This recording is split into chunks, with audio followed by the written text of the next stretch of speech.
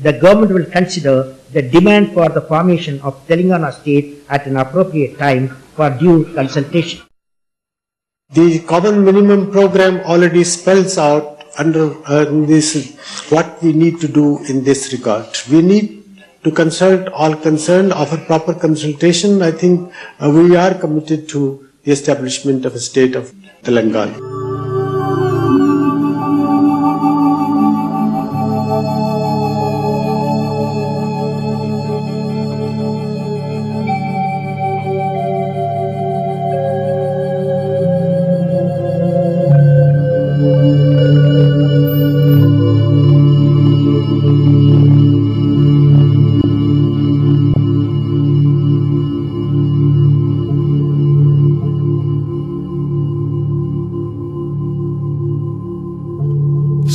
September 1948, more than a year after India's independence, Telangana became free from centuries of feudal oppression. Carrying with it the dream of a better tomorrow, it began its journey towards a future free from poverty, unemployment and hunger. Previously a part of the Nizam's dominion, Telangana was an independent and surplus state for 8 long years, with Hyderabad as its capital, till the formation of Andhra Pradesh. Andhra, separated from the state of Madras, was also an independent state since 1953, with Kurnool as its capital. But soon after its inception, this resource-hungry state began clamoring for its merger with Telangana and for the formation of Vishal Andhra, a demand which Prime Minister Nehru said smacked of an expansionist imperialism. After centuries of marginalization, the people of Telangana, however, were not willing to surrender their lives, their freedom, and their resources once again. The State's Reorganization Commission of 1956 endorsed the Telangana people's fears of exploitation by the Andhras and recommended that Telangana remain a separate state. Yet, through political manipulation, Telangana was merged with Andhra to form Andhra Pradesh against the wishes of its people. A gentleman's agreement gave an assurance of fair play and a guarantee to safeguard the interests of the region. But 5 decades later, the reality today is that the state has defaulted on every one of the promises it made. With all the privileges, wealth and power gone into the hands of its elite partners, Telangana continues to starve, struggle and suffer even today.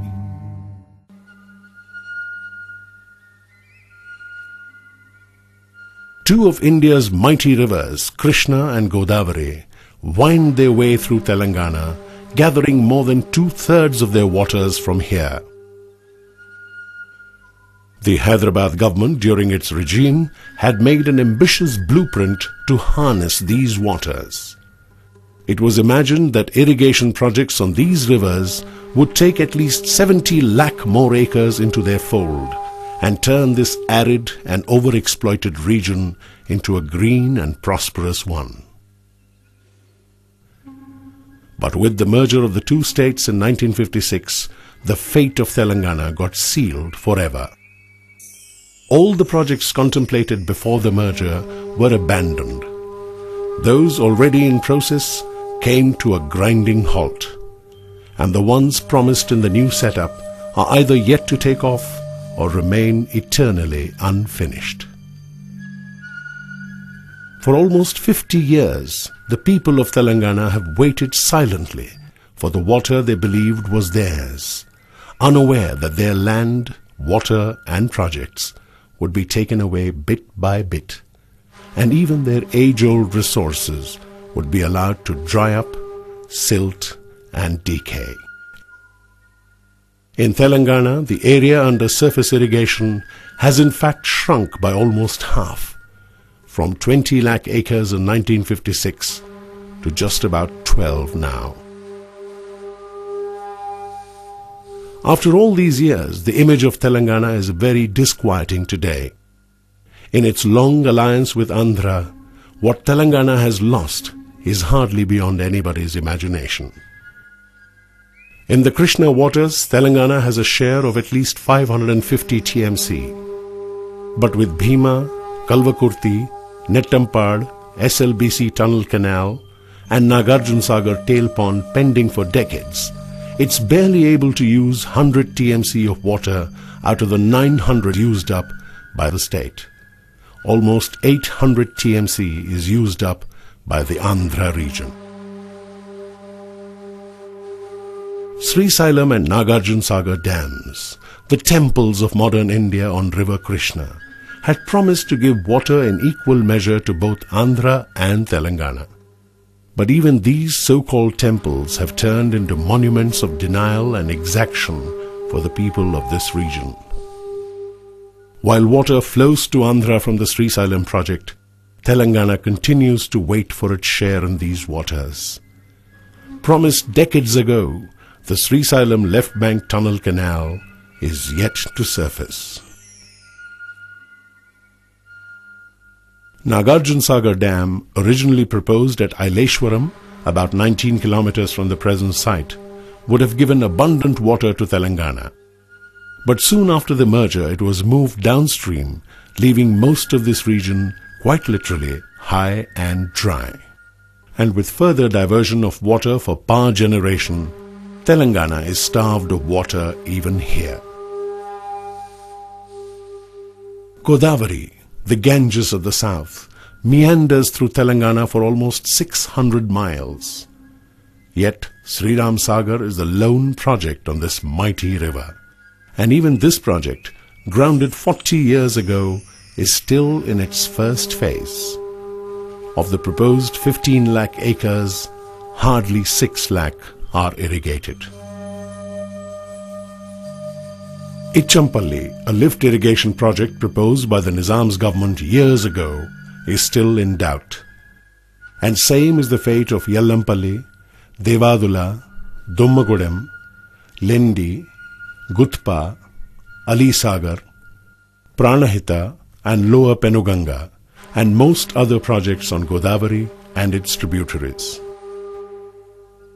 While the Telangana farmer waits helplessly, more than 90% of his share in the Godavari waters also quietly flows to Andhra. Year after year, the government promises to revive and restore irrigation projects. Budgets show massive fund allocations, but Telangana remains thirsty, parched and barren, mile after mile.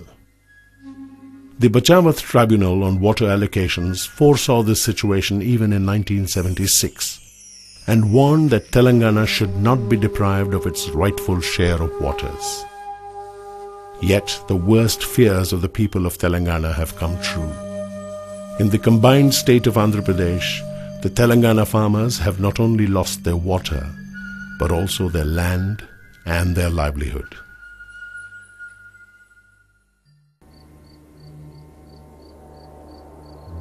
Mehboob-Nagar, the largest district of Telangana, is where the Krishna River with its tributaries Bhima and Tungabhadra enters Andhra Pradesh. Yet, drought has become a permanent feature of Mehboob-Nagar. And today the region is not able to sustain even its animal wealth, more than 2/3 of which it has already lost to the slaughterhouses.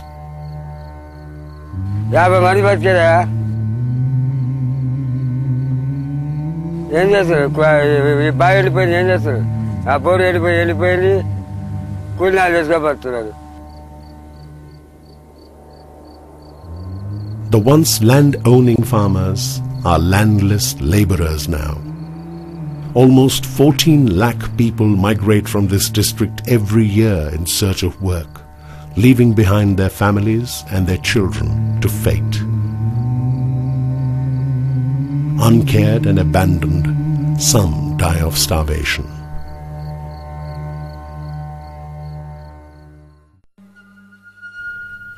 For centuries, tanks and ponds were the lifeline of Telangana.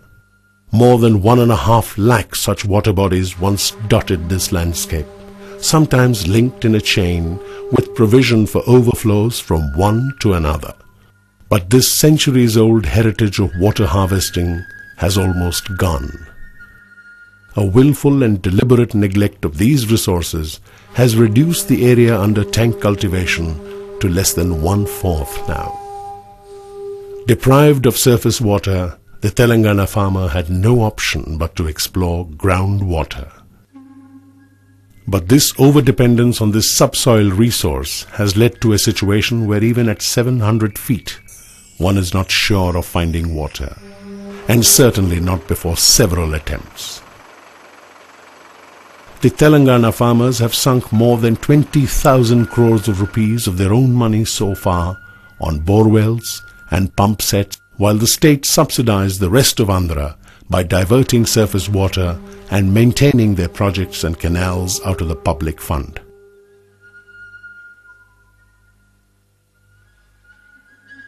Mushampalli, a village in Nalgonda district, has more borewells than it has people.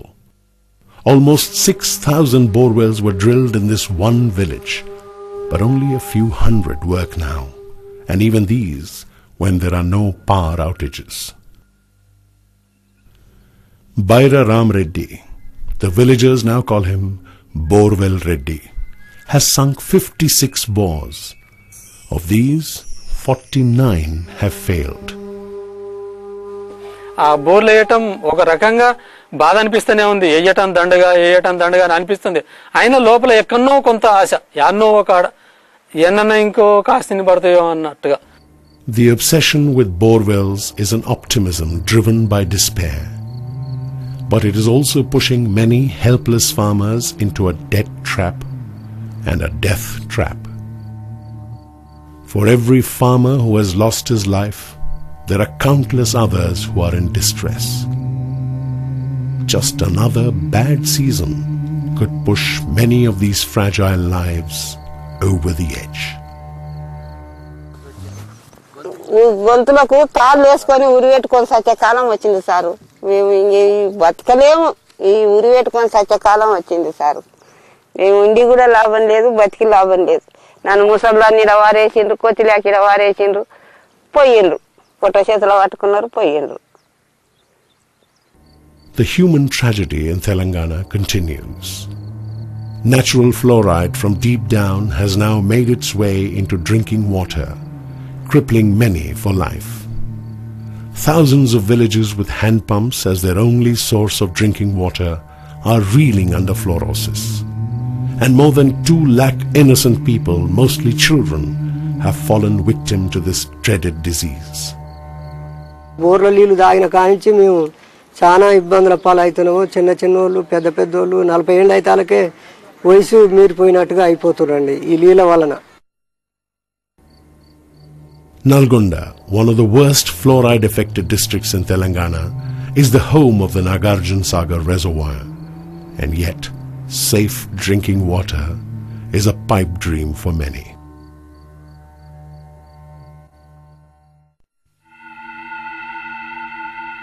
For the people of Telangana, however, the saga of denial and disadvantage doesn't end with river waters.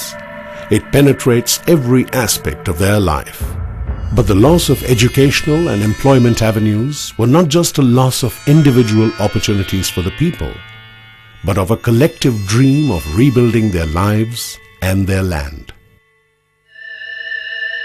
From the State Secretariat to the High Court, everywhere Telanganites have faced continuous rejection even from their share of opportunity.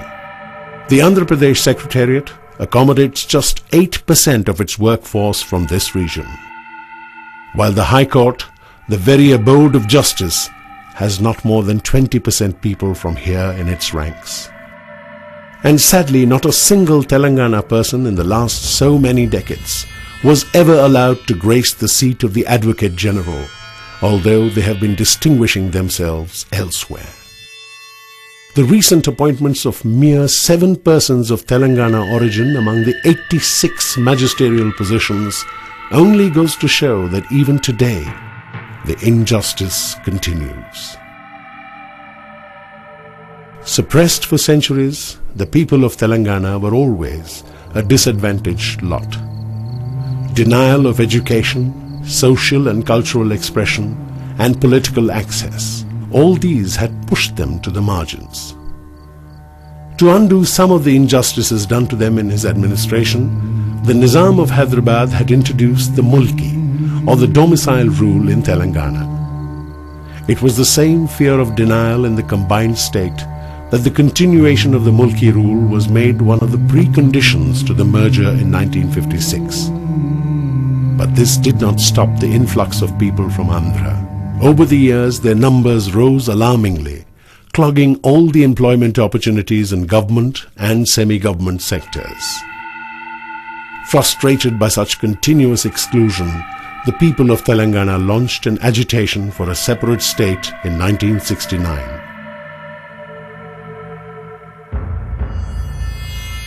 More than 400 youth died in this movement.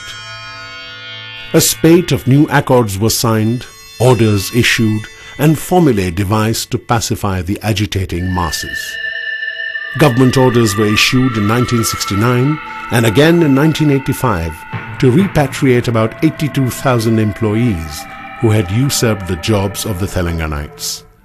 But none of these were ever implemented. On the contrary, the violation of the Mulki norms continued by devious ways. Jobs were doled out to the outsiders by creating autonomous bodies and institutions just to bypass the rule. After a prolonged and seemingly endless legal battle, in 1973 the Supreme Court of India upheld the validity and continuation of Mulki rules in Telangana. But the Andhra elite reacted violently even to this order of the highest court of the land, and started the Jai Andhra agitation, demanding the withdrawal of all the constitutional protections given to Telangana. Almost as if they wouldn't want to continue in this setup if they were not allowed a free rein over the opportunities and resources of this region. Bowing once again to their pressures, all the safeguards, including the Supreme Court judgment, were nullified through a constitutional amendment.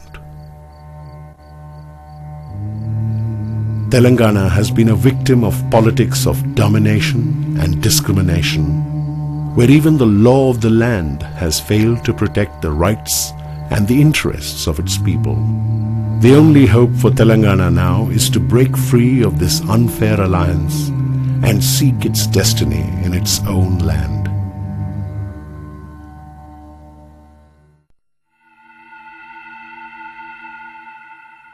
It has indeed been a long and difficult journey for the Telangana movement, but it never ceased, because the denial of political, economic and social opportunities and the assault on Telangana's language, culture and identity never stopped. While some people continued to bear their loss and suffering silently, many others have been relentlessly fighting for the restoration of Telangana state. In 1997, the Bharatiya Janata Party at its Kakinada convention passed a resolution seeking separate statehood for Telangana. But there was nothing more to it than taking a political advantage out of this sentiment. Once in power, the BJP pushed this idea to the side to please its ally, the Telugu Desam. The left parties too never tire of demanding special packages for the development of Telangana. And the Congress, out of power in the year 2000, once again cried for Telangana when all of its legislators from this region appealed to Mrs. Sonia Gandhi to take up the cause of a separate Telangana. The Congress delegation also met the President to convince him of such a need. But beyond deriving some immediate political gain, no one really cared for the plight of the people. The colossal human misery in a region so richly endowed with resources is a travesty of justice. A surplus state at the time of the merger, Telangana today presents a dismal picture of poverty, unemployment and hunger. Agriculture is the worst hit. At least 400 farmers have committed suicide in the recent past, and thousands more have perished since the assault on water resources began years ago. The hostile agricultural policies of the government, denial of assured water, soaring costs of agricultural inputs, and the complete collapse of rural credit system have driven the Telangana farmers and artisans to despair, even to death. Already neck-deep in debt, for the Telangana farmer, there seemed no respite from the misery. The steep hike in power tariff brought in by the Telugu Desam government in the year 2000 was a severe blow. For out of 24 lakh power connections in the state, 17 lakh were in Telangana alone. When the farmers protested, they were mercilessly silenced by the state.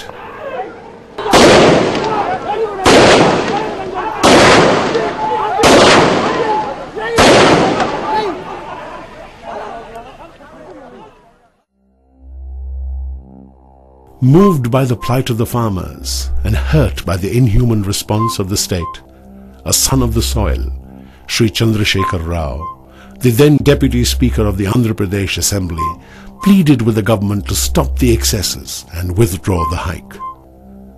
But faced with an insensitive and indifferent government, he launched an agitation for a separate Telangana.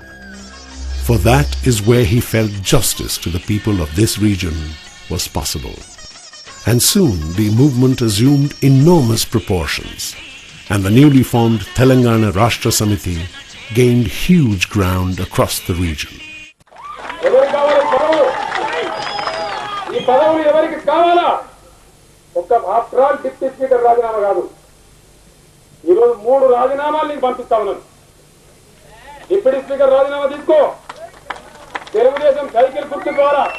నాకు వచ్చినటువంటి శాసనసభ రాజీనామా తీసుకో. నీ తెలుగుదేశం పార్టీకి ప్రాథమిక తత్వానికి రాజీనామా తీసుకో. పదవులు కాదు, అవసరమైతే నా ప్రాణం కూడా దారపడడానికి తెలంగాణకు సిద్ధంగా ఉన్న తెలియజేస్తాను.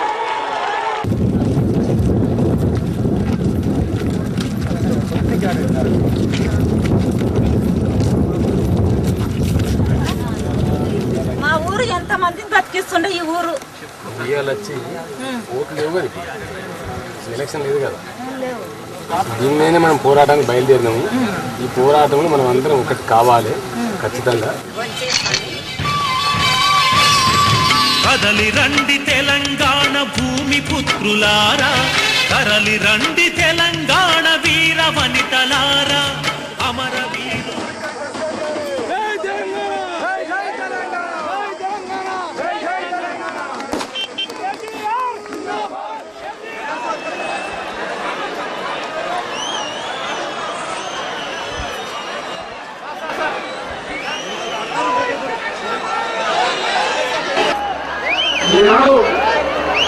ఏమడుగుతున్నాం మేము? ఆ నదులు మాకు కావాలి, ఆ నీళ్లు మాకు కావాలి, ఆ నీళ్ళ మాకు కావాలి, ఆ ఉద్యోగాలు మాకు కావాలంటున్నాం తప్ప ఈ ఆటలు, ఈ గ్రామాలు, ఈ నక్షత్రాన్ని ఉన్నారు. ఇంకా ఎంతకాలం సహించడం? ఇంకా సహించేందుకు తెలంగాణ ప్రజ సిద్ధంగా లేదు. ఉద్యమించి ఉగ్ర రూపై లేచి వీరికి రాబోతున్నారు.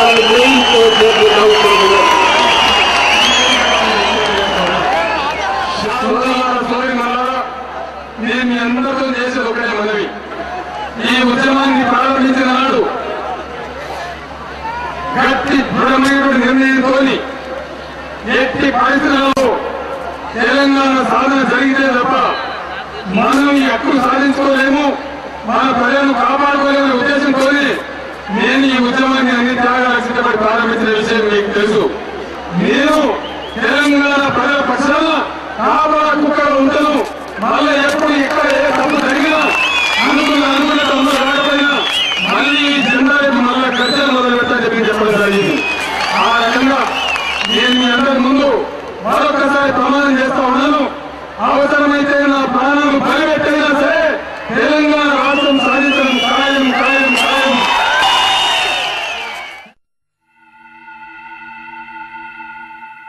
merger of Telangana with Andhra was not eternal.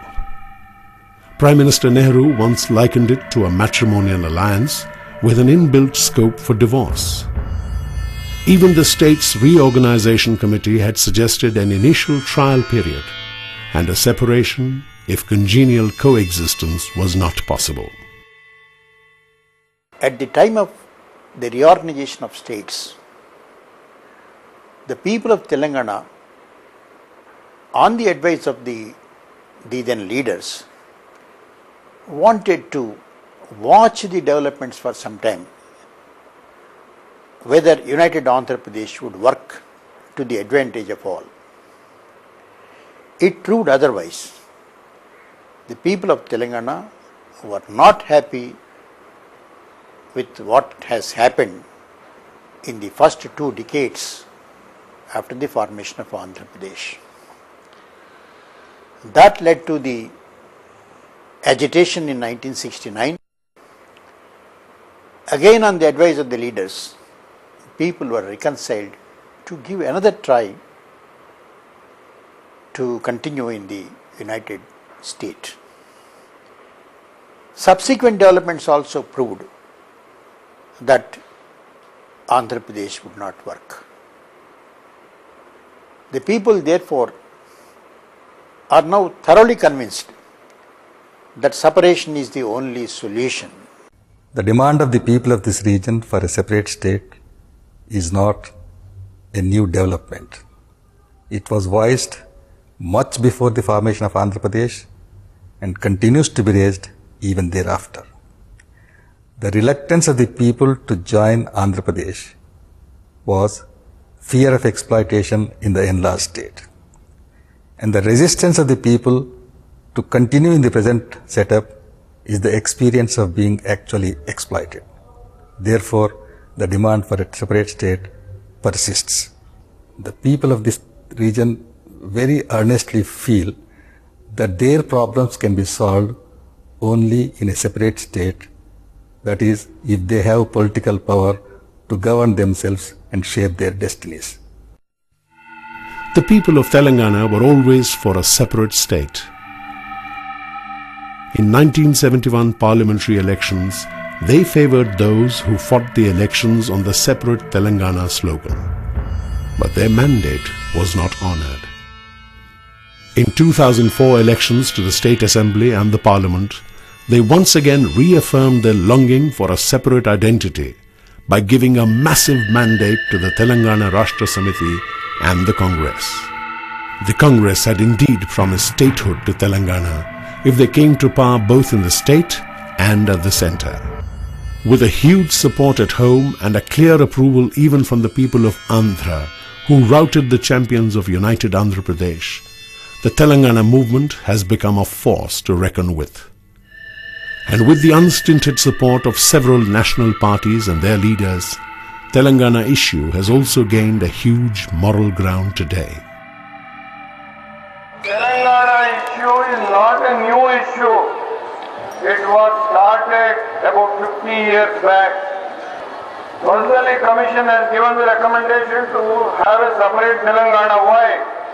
The reason is regional imbalance, the cultural heritage, the historic background of Telangana, which was the main consideration for the Commission to give its recommendation to have a separate Telangana. क्योंकि बहुत पहले ही ये तेलंगाना अलग था, इसको जबरदस्ती आंध्र के साथ मिलाया गया और अत्याचार हुआ आपके साथ, ये तो एकदम इतिहास बता रहा है। बिहार से अलग हो गया झारखंड, आज उत्तर प्रदेश से उत्तरांचल अलग हो।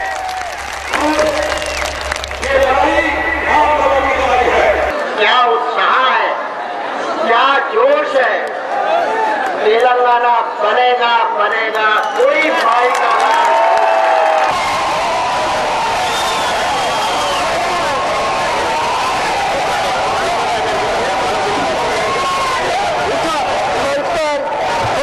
तेलंगाना के जज्बात का एहसास है।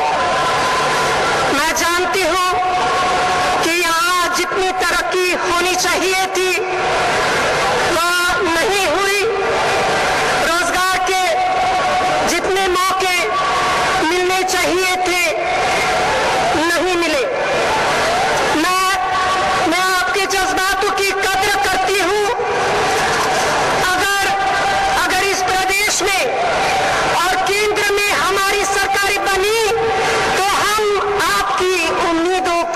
करने की हर कोशिश करेंगे।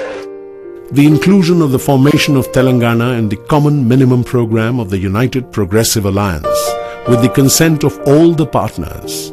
It's mentioned in the presidential address to the joint session of the Parliament, and the commitment made by Dr. Manmohan Singh in his first public press conference as Prime Minister. All speak of the determination of the new government to restore statehood to Telangana. With assurances and promises coming from such high offices, justice now seems too close, and Telangana waits with high hopes to realize its long-cherished dream through a peaceful and democratic process. The government will consider the demand for the formation of Telangana state at an appropriate time for due consultation. The Common Minimum Program already spells out under this what we need to do in this regard. We need to consult all concerned, offer proper consultation. I think we are committed to the establishment of a state of Telangana. The struggle for Telangana is not some exotic fight for a land. At stake are much deeper issues of socio-economic unevenness, political alienation, and the very existence and identity of a people. In the face of extreme exploitation, the people of Telangana feel that a better future for them is possible only in a Telangana state, a state that is their own, and where both wealth and power are in their hands. Their hopes and their fears are both real. Broken, battered, and betrayed many times before, it may not be easy to contain the volcanic upheaval of their anger if let down once again.